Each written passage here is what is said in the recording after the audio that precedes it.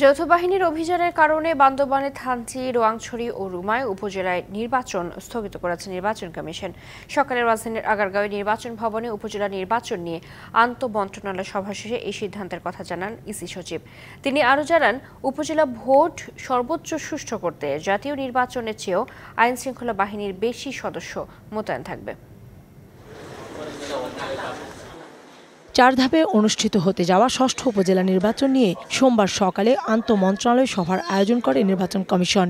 এতে যোগ দেন স্থানীয় সরকার, জনপ্রশাসন মন্ত্রণালয়, মন্ত্রিপরিষদ, জননিরাপত্তা বিভাগ ও আইনশৃঙ্খলা বাহিনীর কর্মকর্তারা। সভা শেষে কমিশনের সচিব জানান, ঘোষিত তফসিল অনুযায়ী বান্দরবনের থানচি, রোয়াংছড়ি ও রুমায় প্রথম ধাপে নির্বাচন হওয়ার কথা থাকলেও যৌথ বাহিনীর অভিযান চলায় তা স্থগিত করা হয়েছে।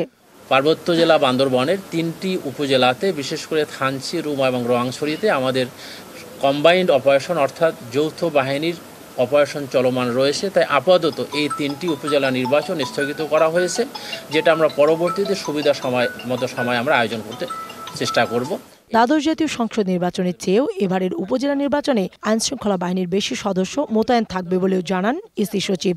সাধারণত উপজেলা পরিষদ বা স্থানীয় সরকার পরিষদ নির্বাচনে যে পরিমাণ আইনশৃঙ্খলা রক্ষাকারী বাহিনীর সদস্যদেরকে মোতায়েন করে থাকি, এই নির্বাচনে তার চাইতে একটু অধিক সংখ্যক সদস্য মোতায়েন করার প্রচেষ্টা গ্রহণ করা হবে।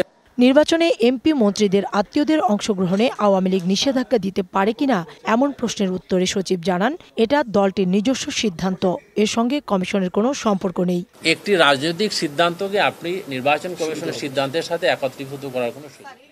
কাউসার চৌধুরী কুমু, ডিবিসি নিউজ, ঢাকা।